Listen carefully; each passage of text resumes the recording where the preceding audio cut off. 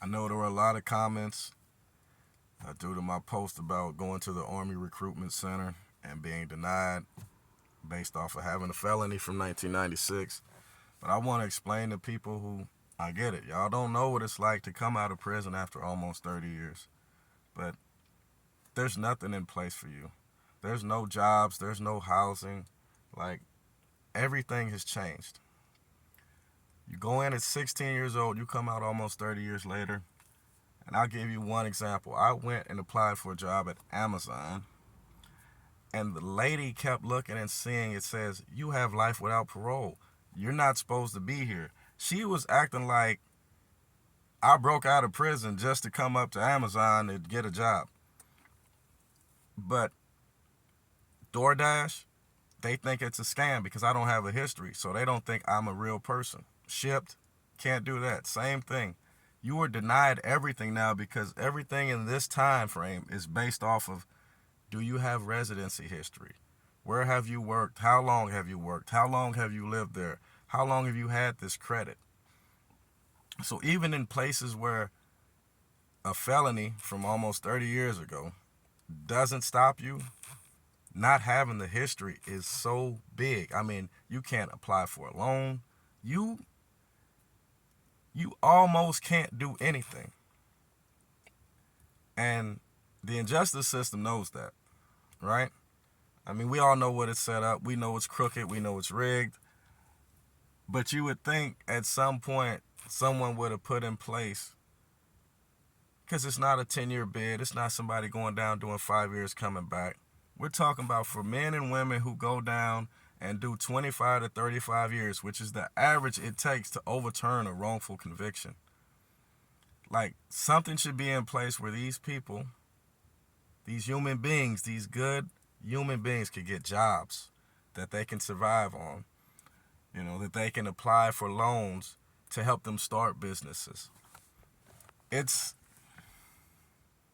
I'm not complaining. I'm grateful to be here. I thank God for every moment of my life, even this hard time I'm going through. I'm just trying to get people to understand it's not what you think. They make it almost impossible. If I was just a career criminal, I could go do crime and be fine. That's not who I am, and that's not what I want. And I have a way to start a career. I have people who will tell me every day, man, if you ever get your gym open, I'll come. But I can't even get qualified for a loan because I don't have history.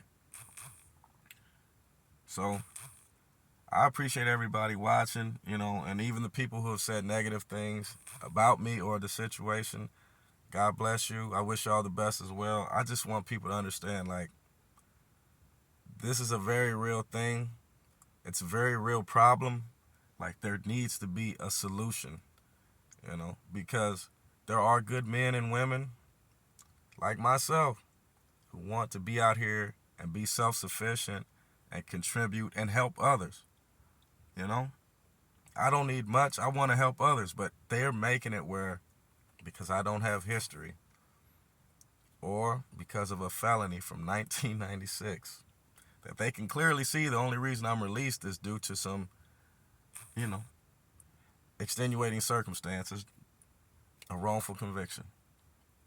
They're making it where I can't do too much. I never wanted to set up a GoFundMe.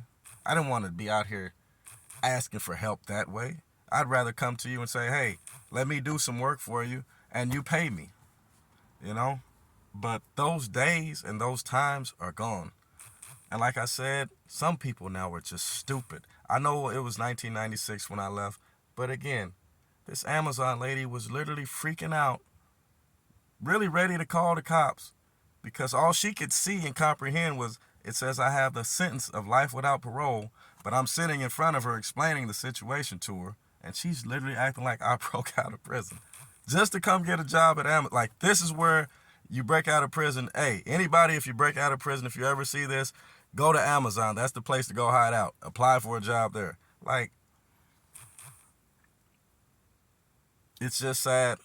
It shouldn't be that way, but thank you and God bless.